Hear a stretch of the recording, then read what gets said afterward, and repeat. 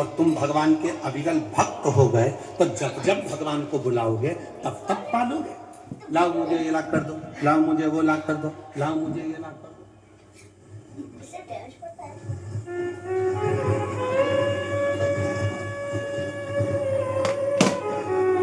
होता है, कभी कभी ऐसा भी होता है।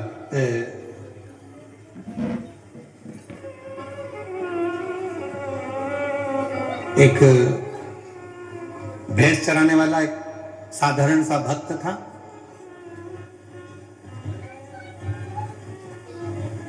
और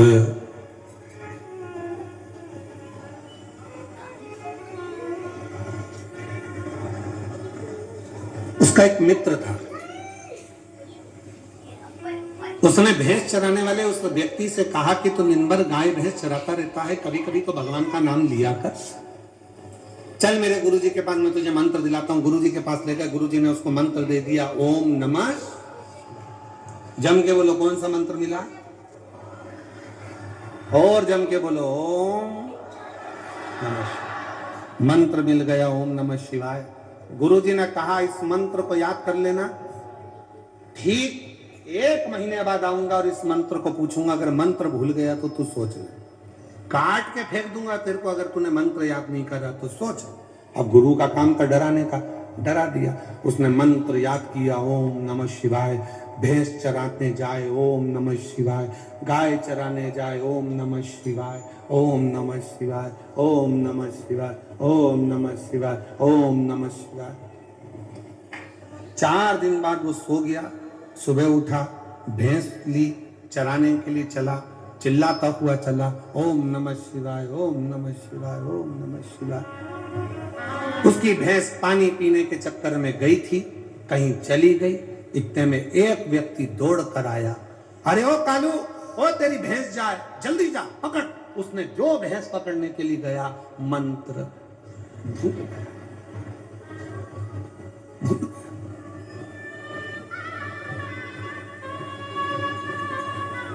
अब जिसने उसकी भैंस बताई थी ना, ये भैंस लेके उसी के पास गया, भैया तू बहुत विद्वान आदमी है, तूने मेरी भैंस का एड्रेस बताया, मुझे मालूम है मैं जिस मंत्र को जप रहा था वो मंत्र तुझे याद होगा, क्या तू बता सकता है कि मैं कौन सा मंत्र जप रहा था? उसने कहा हाँ, तू एक मंत्र तो बोल रहा था, ओम। कहा बस ऐसा ही मंत्र था, ओम ओम भैंस जाए। बिल्कुल सही, बस भैया यही मंत्र था, मैं भूल गया था। अब तो वो भैंस चराने वाला, ओम भैंस जाए, ओम भैंस जाए, ओम भैंस जाए, ओम भैंस जाए।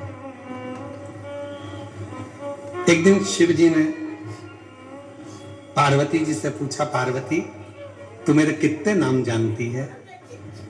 पार्वती जी बोली, आपके तो सहस्त्र नाम है प्रभु।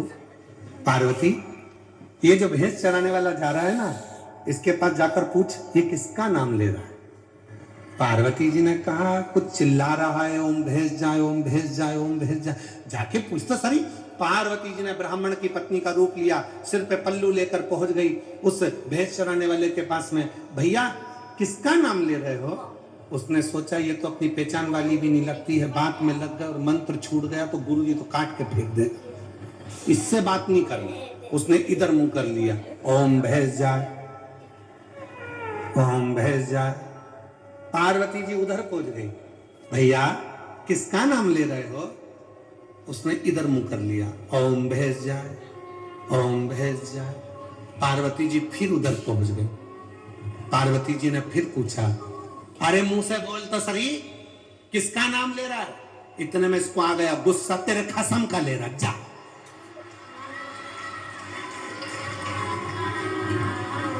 पार्वती जी दौड़ के शिव जी के पास पहुंची। शंकर भगवान ने पूछा, पूछिए ही, हाँ किसका नाम ले रहा है? मेरे खसम का, तुम्हारा। शिव जी बोले उसका मंत्र सीधा करना पड़ेगा, चल तू मेरे साथ। शंकर भगवान पार्वती को लेकर गए और जाकर बोले, बेटा तुम मंत्र गलत पढ़ रहे हो, तुम मंत्र सीधा करो, मंत्र है ओम नमः।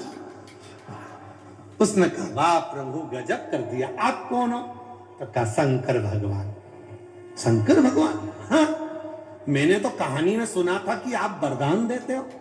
शिव जी ने कहा मांग ले, तुझे कौन सा वरदान चाहिए? तो कहा एक नहीं मांगूंगा, 2 मांग सकता हूं।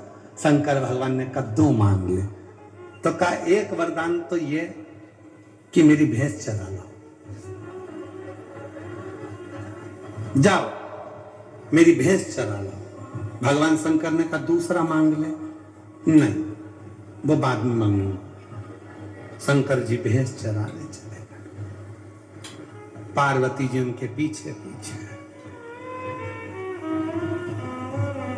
भैंस चरा कर ला कर दे दी, भैंस घर ले गया। वो भैंस चराने वाला, पत्नी रोटी बना रही थी,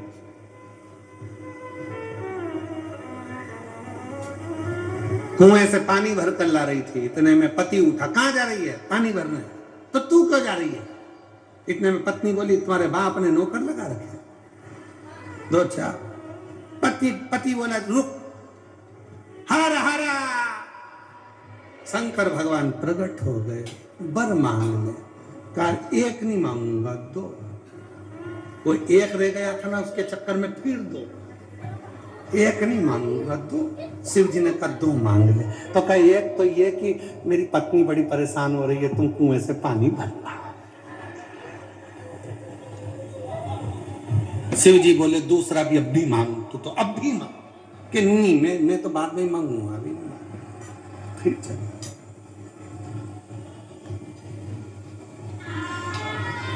शिव जी भैंस चराएं, पानी भरे। इतने थक गए भोलेनाथ, कैलाश पे पहुंचे तो पार्वती से बोले पांव दबा दे। पार्वती जी बोली कोई मैं लक्ष्मी जी हूं और तुम क्या नारायण हो जो तुम्हारे चरण दबाओ? परंतु ये तो बताओ कि तुम्हारे पांव के दुख रहे हैं। वो वरदान एक मांगता और एक रख लेता है, बड़ा परेशान। उसके 2 वरदान जिस दिन पूरे हो जाएंगे, गंगा नहाया में तो गंगा। पार्वती जी बोली मैं भी बहुत परेशान हो गई हूं, ना रात देखता है ना दिन देखता है। एक दिन आधी रात को भैंस को पानी पिलाने बुला लिया तुमको, मैं बहुत परेशान हूं। शिव जी बोले अब तू ही मेरा साथ दे दे, कुछ भी ऐसा कर कि वो दोनों वरदान मांग ले। शिव जी तब पार्वती जी बोली तुम चिंता मत करो, आज दोनों वरदान निपटा के मानेंगे। इतने में उसने पहला वरदान फिर बुलाया, हर हर। शिव जी दौड़ कर आ गए, बोल क्या चाहिए? प्रभु मेरे घर का पूरा की पूरा आटा खत्म हो गया, तुम जरा चक्की चला के आटा पीस दो, ये गेहूं पीस दो। भगवान गेहूं पीस रहे थे, इतने में पार्वती जी दौड़ कर आई। ओ भैया, ओ भैया, ओ भैया, वो तेरी भैंस छूट कर भाग गई। इतने में उसने शंकर जी को बुलाया, हर हर महादेव। भोलेनाथ जी ने पूछा क्या? मेरा दूसरा बार अभी के अभी दो। शंकर जी ने पूछा क्या? मेरी भैंस पकड़ के लाके दो। शंकर जी दोनों शिव जी वापिस जा रहे थे, पार्वती जी कह रही थी इतने भी भोले मत बनो, इतने भी भोले मत बनो कि 2 वर के चक्कर में फंस जाते हो। अब कोई कितने भी वर मांगे पर सबको मिला के एक ही देना, एक भले बाद में देना पर 2 के चक्कर में मत फंसना। और जो जो दुनिया के लोग 2 के चक्कर में फंसे वो कभी सक्सेस नहीं हुए। मेरे जीजाओं ने इतनी जल्दी ताली बजाई, पूछो मत कि 2 के चक्कर में जो जो फंसा उसकी हालत खराब हो गई। एक तरफ है अब 2 के चक्कर में फंसा, किसकी सुने, किसकी?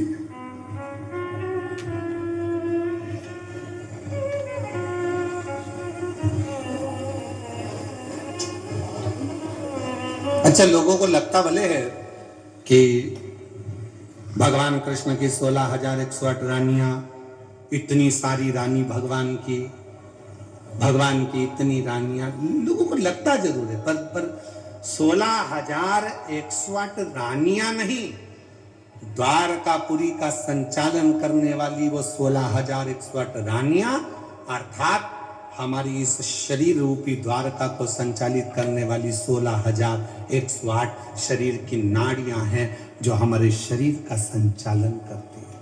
ये दुनिया को लगता है कि द्वारका नाथ की, मेरे भगवान कृष्ण की 16,108 रानियां, पर वो रानियां नहीं, वो शरीर की नाड़ियां हैं जो संचालित शरीर को कर रही, शरीर को से।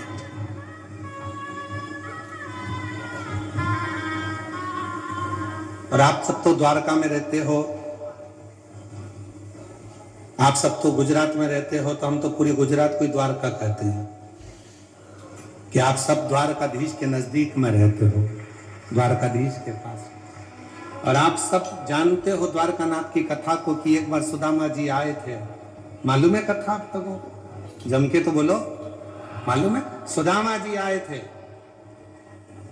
तंदूल द्वारकाधीश के पास गए थे, फाके थे, और भगवान द्वारिकानाथ ने कह दिया था सुदामा, अच्छे कपड़े दिए, पहनाया, और सुदामा से कहा कल मैं सब भाभियों से, सब बहुओं से तुझे मिलाऊंगा। तू उम्र में बड़ा है, मैं छोटा हूं, जितनी भी हैं सब तेरी बहू हैं, सबको आशीर्वाद देना, ठीक है? सुदामा जी को लगा था कि 2-4 हो। आज भगवान द्वारकानाथ ने सुदामा को सिंहासन पर बिठा लिया, अपने पास में रतनजड़ी सिंहासन पर, और सारी रानियों से कह दिया मेरा मित्र आया है, उम्र में बड़ा है, ब्राह्मण है, चरण छूना, सब आना, आशीर्वाद लेना, उसके बराबर कोई नहीं होगा। सब रानियों ने कह दिया तुम चिंता मत करो, हम सब आएंगे। लाइन लग गई, बैठ गए सुदामा जी सिंहासन पर बड़े आनंद के साथ, नए नए कपड़े पहनकर, द्वारकाधीश पास में। भगवान द्वारकानाथ ने कहा चालू हो जाओ। एक एक रानी आने लगी, सुदामा जी आशीर्वाद देने लगे, अखंड सौभाग्यवती बहो, आगे बढ़ी, फिर का अखंड सौभाग्यवती भव। कितनी बार हुआ? जम के तो बोलो, 2 बार। साथ में तुम भी बोलो, ये वर्धने में अपना क्या जा रहा है? 30 अखंड सौभाग्यवती, जैसे हम बोल रहे हैं वैसे तुम भी बोलो, जरा हाथ उठा के दोनों हाथों से, अखंड सौभाग्यवती, अखंड सौभाग्यवती, अखंड सौभाग्यवती। 5 में भी है, अखंड सौभाग्यवती भव, अखंड सौभाग्यवती भव, अखंड सौभाग्यवती भव। 150 हो गई। सुदामा बोले कितनी है, कितनी है? भगवान बोले अभी तो चालू हुई है, अभी चलने दे। इतने में सुदामा जी बोले हाँ आन दो, सौभाग्यवती भव, अखंड गायब, सौभाग्यवती भव, निकलने दो, सौभाग्यवती भव, सौभाग्यवती भव, सौभाग्यवती भव, सौभाग्यवती भव। 500-600 हो गई। सुदामा जी बोले अब कितनी बची है? तो कहा चलने दे। तो क्या? भव, भव, भव, भव, भव, भव, भव। 400-500 और निकल गई। सुदामा जी ने पूछा कन्हैया आप कितनी बची? कन्हैया बोले अभी तो बहुत बची है। तब चांद दे हो हो हो हो हो हो हो। और सुदामा जी बोले कन्हैया इधर आ, इधर आ। दादा तू मेरे पांव पड़ ले, मैं तुझे आशीर्वाद दे देता, सबको मिल जाएगा, वरना मेरी पत्नी अखंड सौभाग्यवती से वंचित हो जाएगी।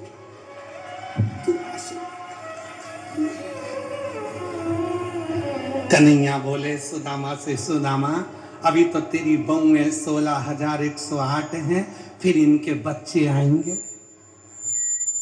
अपने ताऊ जी को प्रणाम करने। सुदामा जी बोले बच्चे कितने हैं? तो कहा एक एक रानी के 11-11। 1,77,186। सुदामा उठ के बोले मेरे कपड़े दे दे, मुझे घर जाने दे, मुझे नहीं रहना है। अरे दादा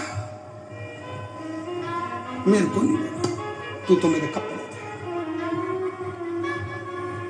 फिर सुदामा जी ने भगवान कृष्ण से कहा कन्हैया दुनिया की दृष्टि में यह कहना सरल है कि मेरे द्वारका नाथ की 16,108 रानियां है, और दुनिया की दृष्टि जिस दिन समझ जाएगी कि मेरे द्वारकाधीश की 16,108 रानियां नहीं, ये शरीर की 16,108 नाड़ियां पूरे शरीर को चला रही हैं, और ये सरल नहीं है साधना, ये सरल नहीं है साधना।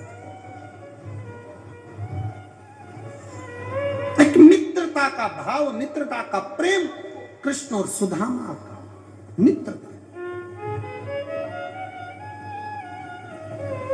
जिसने समझ लिया उसकी जिंदगी सार्थक सार्थक।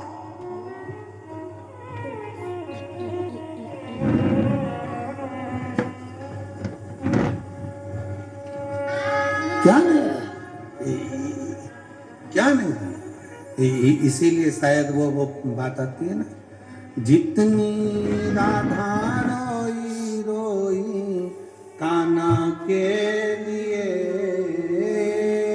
जितनी राधा रोई रोई कान्हा के लिए, कन्हैया उतना रोया रोया सुदामा के लिए, कन्हैया उतना रोया रोया है सुदामा के लिए। ये प्रेम है, ये वात्सल्यता, ये स्नेह है जो दिया है।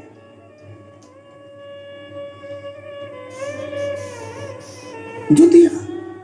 दुनिया कहती है भगवान का इतना बड़ा परिवार, भगवान का इतना बड़ा कुल, भगवान का इतना बड़ा परिवार। जो समझ गया कि मेरे द्वारका नाथ का इतना बड़ा परिवार क्यों है, क्योंकि वो केवल द्वारका का संचालन नहीं कर रहा है, वो शरीर का भी संचालन हमारा कर रहा है, संपूर्ण जगत का संचालन कर रहे हैं, उसको समझने वाला चाहिए।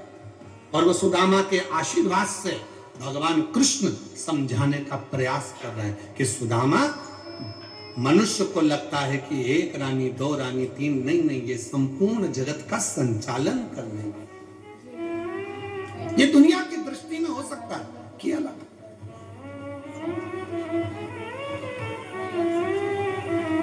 लंका के राजा रावण को भगवान ने सब कुछ दे दिया, पर विभीषण को मना करते। जैसे विभीषण का मांगने का समय आता है, भगवान भोलेनाथ चले जाते हैं, पर विभीषण ने आज विचार कर लिया कि मैं शिव की आराधना करूंगा, और ऐसी आराधना में विभीषण लग गए कि भगवान शिव को आना पड़ा। शंकर भगवान ने पूछा, विभीषण क्या चाहिए तुझे, बोल, क्या दूं मैं तुझको, क्या प्रदान करूं तुझको, बोल।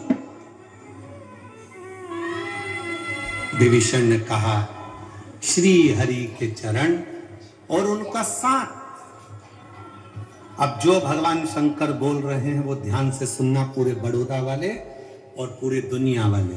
शिव जी ने कहा, विभीषण तू कह रहा है कि श्री हरि का साथ चाहिए, श्री हरि की सेवा चाहिए। विभीषण, अभी तक मैंने तुझे नहीं दिया, उसका एक कारण है। अगर तुझे श्री हरि का साथ और उनका सेवा चाहिए तो तेरे परिवार वाले तुझे अपयश देंगे, तेरे परिवार वाले तुझे गाली देंगे, तेरे परिवार वाले तुझे आड़ा टेढ़ा बोलेंगे, तेरे परिवार वाले तुझे गिनेंगे नहीं, हल्का समझेंगे, अपशब्द कहेंगे, ताने देंगे, गालियां दी जाएगी, सारे घर की ओर से तुझे ठोकर मार दी जाएगी, तब जाकर कहीं तुझे श्री हरि का साथ मिलेगा। परिवार में रहकर श्री हरि का साथ मिलना कठिन है, बहुत कठिन। जीजियों, मेरे जीजाओं, मेरी बेटियों, बेटाओं, मेरे बुजुर्ग माँ बाप, आप शंकर जी की कथा सुनते हो, शिव के मंदिर जाते हो ना, आपको भी लोग ताना देते होंगे, आपको भी लोग गाली देते होंगे, आपको भी लोग अपशब्द कहते होंगे, आपको भी लोग आड़ा टेढ़ा बोलते होंगे। क्यों? क्योंकि जो भगवान के करीब में, जिसको भगवान अपने करीब में बुलाता जाता है, दुनिया के लोग उसको और ताना देकर, अपशब्द कहकर, गालियां देकर उसको परिवार से दूर कर देते हैं। फिर वो परिवार का नहीं, शिव का हो जाता है, हरि का हो जाता है, राम का हो जाता है, कृष्ण का हो जाता है, परमात्मा का हो जाता है। फिर वो परमात्मा का हो, श्री हरि। एक पत्र है। अच्छा है।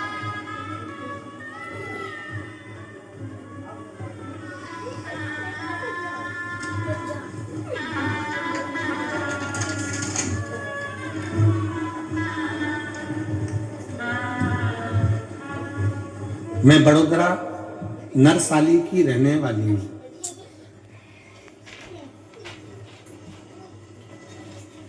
बड़ोदरा नरसाली लिखा है कि और कुछ लिखा है? नरसाली ना, बरसाली। अब तुम समझ गए ना? हाँ जान दो। हाँ तो मैं बड़ोदरा देश देश देश की रहने वाली हूँ, ठीक है। मेरा मोबाइल नंबर ये है, कहीं बैठी हो, मेरा नाम हंसा बहन ठाकुर है। कहीं बैठी हो हंसा बहन तो हाथ हिला सकती हैं, और अगर कहीं बैठी हो तो आप ही हैं, आ जाओ, एक बेलपत्र ले जाना, आ जाइए। हंसा बहन ठाकुर। गुरुजी, शिव जी की कृपा का क्या वर्णन करूं। मेरी बहू को 10 साल से संतान का सुख नहीं था। सभी डॉक्टरों को दिखाया, फिर भी फर्क नहीं पड़ा। फिर मैंने एक परिचित से आपकी कथा के बारे में सुना। मैंने टीवी पर आपकी कथा सुनी। 2023 में मैंने सीहोर रुद्राक्ष महोत्सव की कथा सुनी, पशुपति व्रत किया, बहू को सफेद आंकड़े की जड़ का प्रयोग करवाया। गुरुदेव, मालूम नहीं रुद्राक्ष महोत्सव में ऐसा क्या है कि वहां जाकर जो मांगा जाता है वो मिलता है। हमने सुना था, जाकर मांगा और बाबा ने कृपा करी। मैंने स्वयं ने पशुपति व्रत करे, मेरी बहू ने पशुपति व्रत करे, सफेद आंकड़े की जड़ का प्रयोग करा, और बाबा की ऐसी कृपा हुई गुरुदेव, जो हम कथा के पंडाल की मिट्टी अपनी बहू के गर्भ पर लगा दी है, और बाबा की कृपा से 2024 में गर्भ ठहरा, और बाबा की कृपा से एक पुत्र रत्न की प्राप्ति हुई, जिसका नाम हमने रुद्राक्ष रखा है। उसका नाम हमने रुद्राक्ष रखा है, जो शिव की कृपा से 10 साल के बाद हुआ, 10 वर्ष के।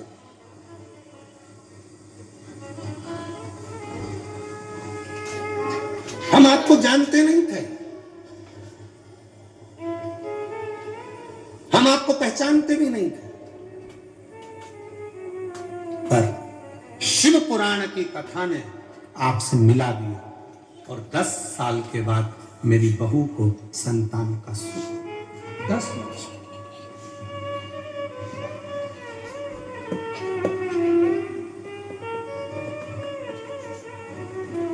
एक माँ ने एक पत्र और लिखा है, बड़ा सुंदर है, उसमें भी भाव।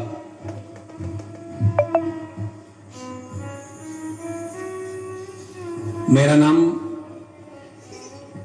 मनीला पटेल है, मेरे पति का नाम अमृतलाल पटेल है, मेरा मोबाइल नंबर ये है। मैं राजकोट गुजरात से आई हूँ, कहीं बैठी हूँ तो हाथ हिला सकती हैं। मेरा नाम मनीला पटेल, पति का नाम अमृतलाल पटेल, मोबाइल नंबर ये। मैं राजकोट गुजरात से हूँ, अपने पोते और परिवार के साथ पंडाल का दर्शन करने और मिट्टी को छूने के लिए आई हूँ। गुरुजी, क्या वर्णन करूं, मेरे बेटे बहू के यहाँ 5 वर्षों से संतान नहीं थी, संतान का सुख नहीं था। हमने बड़े बड़े डॉक्टरों को दिखाया, पर सभी रिपोर्ट में यही आया कि संतान प्राप्ति नहीं हो सकती।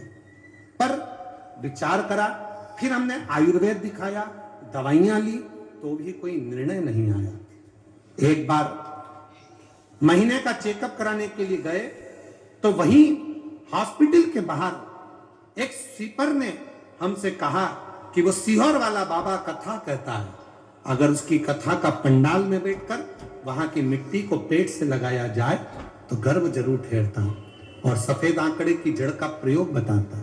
गुरुदेव, हमने विचार कर लिया ऐसा ही करेंगे, और विचार कर कर हम वहां से आ गए, और बाबा की कृपा से शिव जी के मंदिर बहू को भेजना प्रारंभ कर दिया।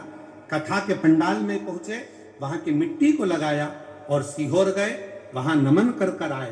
बाबा की ऐसी कृपा हुई कि बाबा की कृपा से आज मेरी बेटी की, मेरी बहू के यहाँ संतान की प्राप्ति हो गई। मैं बाबा को यहाँ प्रणाम करने के लिए आई हूँ और पोते को भी लाई। एक शिव भक्ति, शिव की आराधना, शिव की साधना, शिव की उपासना हमें फल प्रदान है।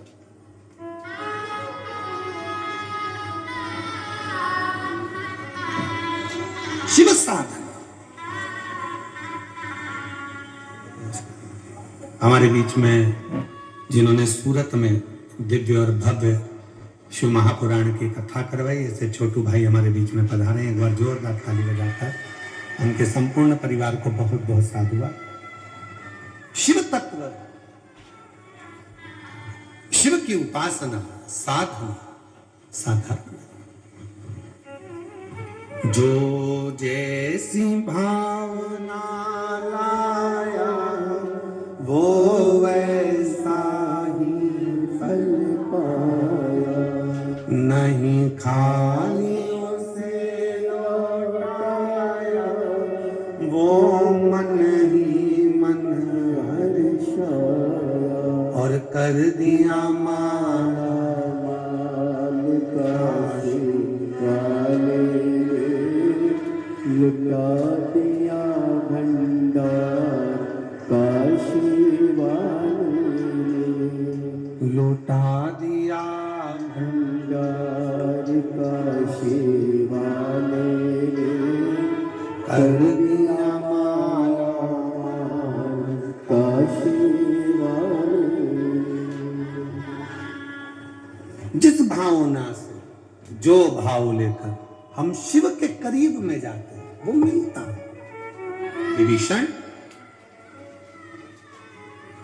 मैं पहली बार में ही तुझको दे सकता था, पर विभीषण याद रखना, श्री हरि के करीब में जाने के लिए परिवार के लोग ताना देंगे, गाली देंगे, अपशब्द कहेंगे, आड़ा टेढ़ा बोलेंगे और ना जाने कितने कितने लांछन तुझ पे लगा देंगे, तब जाकर श्री हरि का साथ मिलेगा, तब जाकर श्री हरि का साथ मिलेगा। और मेरी जीजियों, मेरे जीजाओं, मेरी बड़ौदा की माताओं, मेरी पिताओं, स्मरण करिएगा, भगवान के पास, भगवान के करीब में रहना साधारण नहीं है। भगवान के करीब में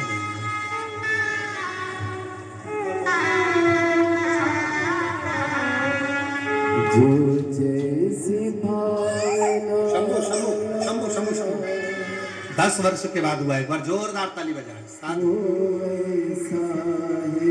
फल पाया, नहीं खाली उसे लौटाया, वो मन ही मन हर्षाया, कर दिया माला माल। जोरदार ताली बजाएं। 10 वर्ष के बाद संतान की प्राप्ति, लुटा दिया भंडार काशी वाले, लुटा दिया, लुटा दिया, लुटा दिया, लुटा दिया, लुटा दिया भंडार काशी वाले, कर दिया काशी वाले। जिस भाव से, जिस आनंद के साथ आप देव अधिदेव महादेव से अपने मन का भाव कहते हो, बाबा उसको स्वीकार कर ले, स्वीकार कर।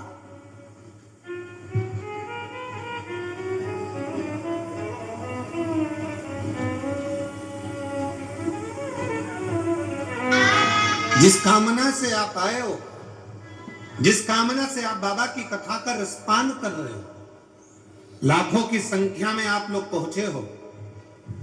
शिव महापुराण कथा पंडाल में हम जानते हैं नहीं मिलती जगह, पर आप अपना अपना छाता चादर लेकर आए हो, ओढ़ कर बैठे हो, कथा का रस तत्व ग्रहण कर रहे हो, बाबा से अपने मन की बात कह रहे हो, मन की बात, हृदय की बात।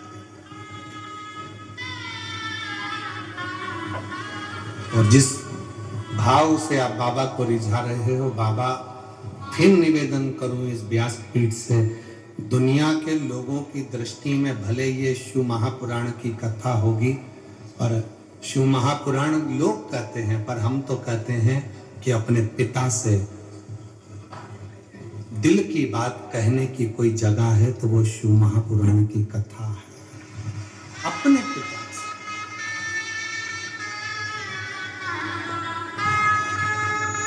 अपने दिल की बात अगर कहीं कह सकते हैं तो वो भगवान देवाधिदेव महादेव से शिव महापुराण की कथा में जाकर करें,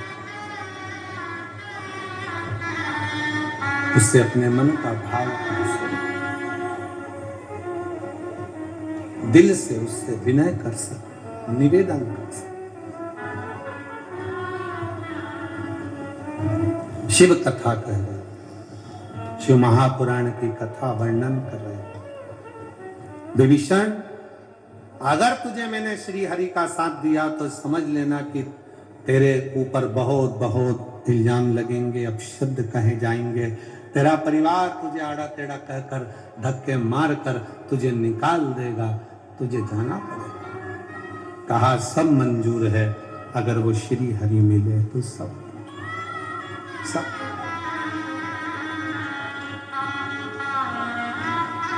मुझे, मैं तैयार, अगर मुझे श्री हरि मिले।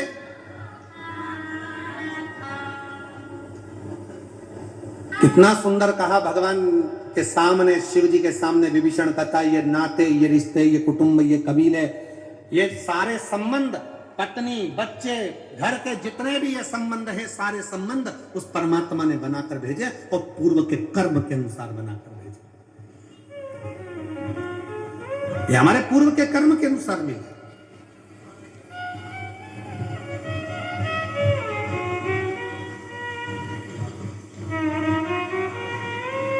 कई माताएं कह देती है, गुरुजी ऐसा पति मिला है, खूब झगड़ा करता है, खूब लड़ाई करता है। कई पतियों कह देते हैं, हमारी पत्नी ऐसी है ना गुरुजी, इतना झगड़ा करती है, इतना लड़ाई करती है ना, समझ में नहीं आता। हम कहते काय को टेंशन लेना, पूर्व के कर्म के अनुसार पति मिलता है, पूर्व के कर्म के अनुसार पत्नी मिलती है, पूर्व के कर्म के अनुसार माता पिता मिलते हैं, पूर्व के कर्म के अनुसार भाई बहन मिलते हैं, पूर्व के कर्म के अनुसार हमारे जितने रिश्तेदार हैं ये सब प्राप्त होते हैं। तुमने पूर्व में किसी का कुछ पाया होगा तो तुम्हारे भाई बहन नाते रिश्ते तुमसे छुड़ा छुड़ा कर लेकर चले जाएंगे। ये पूर्व का कर्म है, आज का नहीं। इसलिए बार बार कहते हैं, मत बुरे कर्म कर बंधु वरना पछताएगा, भगवान की आंखों से तू बच नहीं पाएगा, तू बच नहीं पाएगा। अरे ओ अज्ञानी मत कर नादानी, अरे ओ अज्ञानी मत कर नादानी। तेरे कर्म का फल भी तो ही पाएगा। 5 वर्ष के बाद हुआ है, जोरदार ताली बजाकर साधुवाद है। तेरे कर्म का फल भी तो ही पाएगा, जैसा किया तूने तेरे आगे आएगा। जोरदार ताली बजाकर बधाई दीजिए एक बार साधु। मत बुरे कर्म कर बंधु वरना पछताएगा, भगवान की आंखों से तू बच नहीं पाएगा, तू बच नहीं पाएगा। अरे अपने कर्म का अपने को अच्छा करो, अच्छा मिले। अच्छा प्राप्त करना है, अच्छा मिलेगा। बस श्रेष्ठ कर्म करते हैं। इसीलिए फिर निवेदन करें,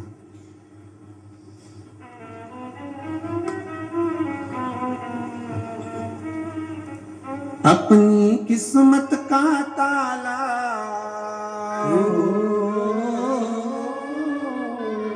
अपनी किस्मत का ताला तुम खोलते चलो।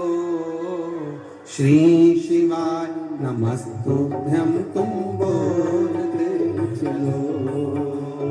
श्री शिवाय नमस्तुभ्यं तुम बोलते चलो। अपनी किस्मत का ताला अपनी किस्मत का ताला अपनी किस्मत का ताला तुम खोलते चलो। श्री शिवाय नमस्तुभ्यं तुम बोलते चलो। श्री शिवाय नमस्तुभ्यं तुम बोलते चलो। श्री शिवाय नमस्तुभ्यं श्री शिवाय नमस्तुभ्यं श्री शिवाय नमस्तुभ्यं श्री शिवाय नमस्तुभ्यं।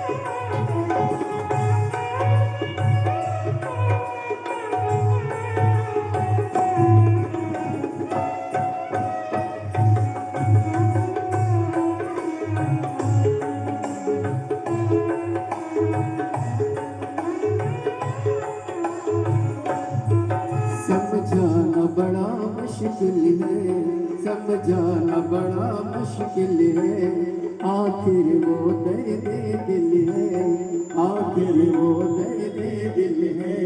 समझाना बड़ा मुश्किल है, समझाना बड़ा मुश्किल है, आखिर वो दर्द दिल है, आखिर वो दर्द दिल है। सच्चा दरबार लगाए ये भोले की महफिल है, सच्चा दरबार लगाए ये भोले की महफिल है, सच्चा दरबार लगाए ये भोले की महफिल है, सच्चा दरबार लगाए ये भोले की महफिल है। नैनों को भोले बाबा का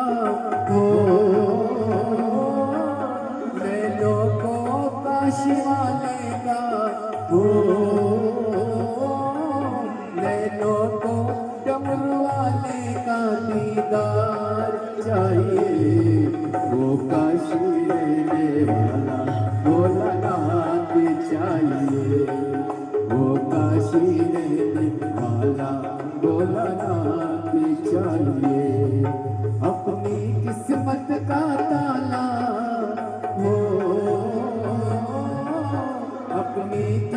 का ताला तुम खोलते चलो। श्री शिवाय नमस्तुभ्यं खोलते चलो। श्री शिवाय नमस्तुभ्यं तुम बोलते चलो।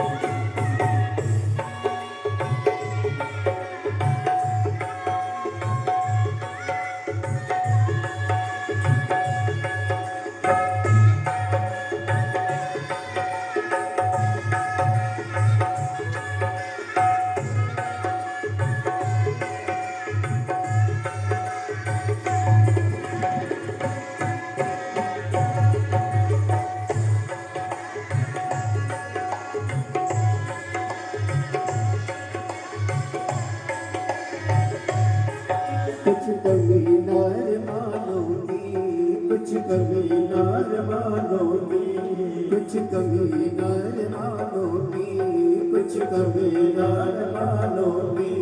तेरे दिल दीवानों की, तेरे दिल दीवानों की। मुझको मदहोश बनाए कटार तेरे नैनों की। मुझको मदहोश बनाए कटार तेरे नैनों की। नैनों को भोले बाबा का नैनों को डमरू वाले का नैनों को सिहर वाले का दीदार चाहिए। वो काशी रहने वाला भोलानाथ चाहिए। वो काशी रहने वाला भोलानाथ चाहिए। अपनी किस्मत का ताला तुम खोलते चलो। श्री शिवाय नमस्तुभ्यं तुम बोलते चलो। श्री शिवाय नमस्तुभ्यं तुम बोलते चलो।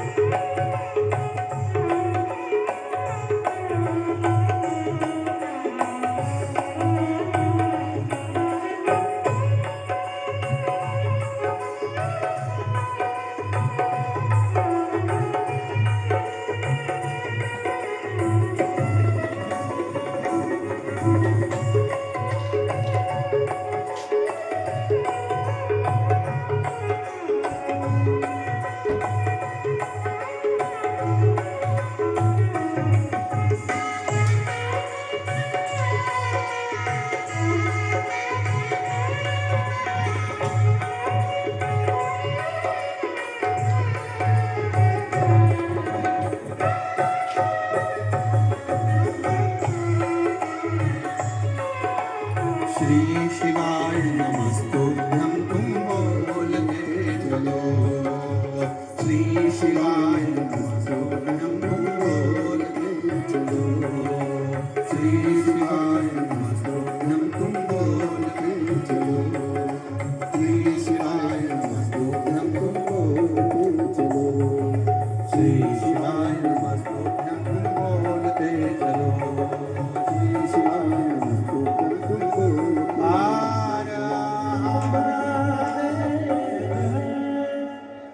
जहाँ जगह मिले वहाँ बैठकर बाबा को अपने मन का भाव कहिए, दिल से प्रार्थना करिए, विनय करिए, निवेदन करिए, बाबा को अपने मन का भाव व्यक्त करिए। जहाँ जगह मिले वहाँ बैठ जाइए, हृदय से प्रार्थना करिए, विनय करिए, निवेदन करिए, विनती करिए और मन का भाव शिव जी को कहिए, दिल से प्रार्थना करिए, विनय करिए। ये कथा 16 तारीख से 22 तारीख तक चल रही है। कल से कथा का समय चेंज रहेगा, बदल जाएगा। कितनी बजे रहेगा? 2 बजे से 5 बजे तक। कल से टीवी पर भी कथा 2 बजे से 5 बजे तक आस्था चैनल पर आएगी और यहाँ पंडाल में भी बड़ौदा के दोपहर में 1 बजे धूप बहुत तेज पड़ रही है। भक्त लोग बाहर बैठते हैं, बहुत भीड़ है बाहर, इसलिए थोड़ा ढलते समय 2 बजे से 5 बजे तक कल कथा का समय यहाँ रहेगा। और प्रतिदिन अब कथा का समय 2 बजे से 5 बजे तक है।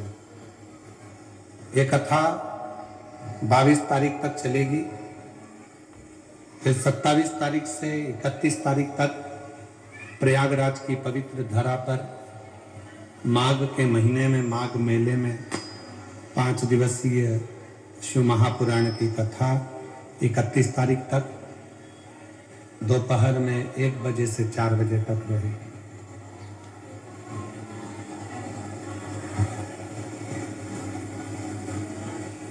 हृदय से बाबा को अपने मन का भाव कहिए, दिल से प्रार्थना करिए, विनय करिए, निवेदन करिए, बाबा को विनती करिए।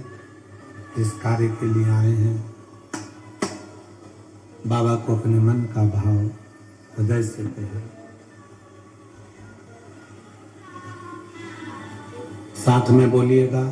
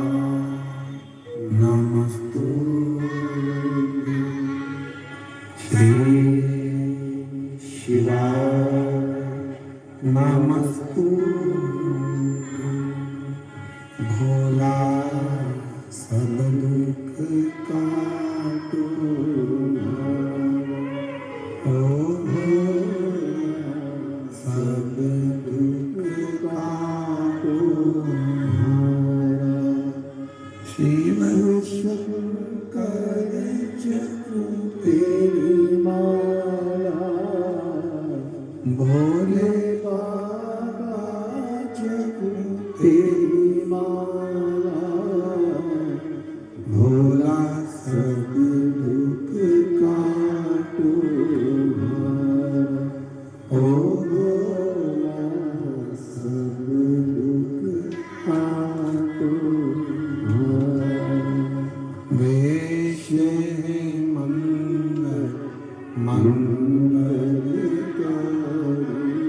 वेश मंगल शमशान वासी हमारा, शमशान वासी हमारा होगा सब दुख काटो ओ भोला, सब दुख काटो।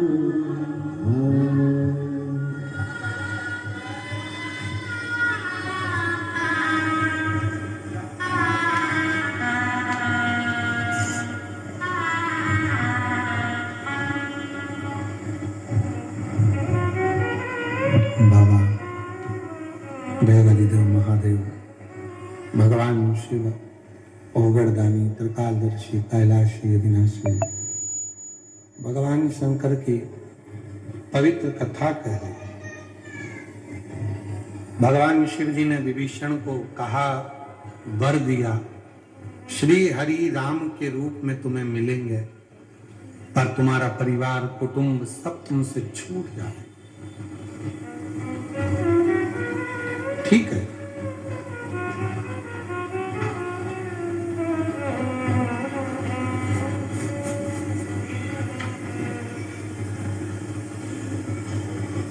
मानव जीवन मिले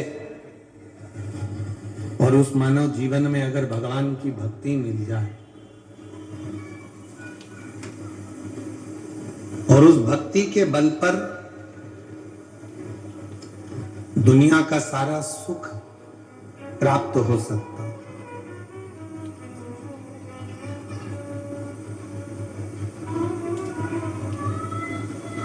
बस याद रखना कि एक अपनी जिह्वा और एक अपनी निगाह,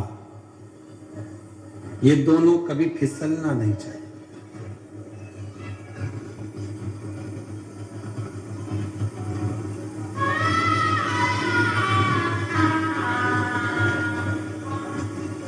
कोई आपको गाली दे रहा है, अपशब्द कह रहा है और आपने पलट कर उसको गाली दे दी, अपशब्द कह दिया, तो ये श्रेष्ठ नहीं होगी। उसकी जीवान फिसल गई, तो क्या हम हमारी जीवान भी फिसले? ये श्रेष्ठ नहीं है।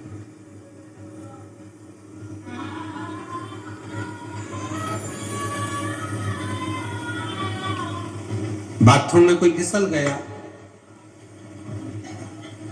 तो आप उसको देखकर आप भी फिसलोगे क्या? अरे बोलो तो जन के। कोई रोड पे चलते चलते फिसल गया तो क्या उसको देखकर आप फिसलोगे? संभलोगे। ये फिसल गया पर मैं ना फिसलूं, मैं संभल कर चलूं, मैं ना फिसलूं, क्योंकि अगर मैं फिसला तो ये इसको लगी है, मुझे भी लग जाएगी, इसलिए थोड़ा संभल। परिवार में, घर में पत्नी अपशब्द कहती है, ताना देती है, या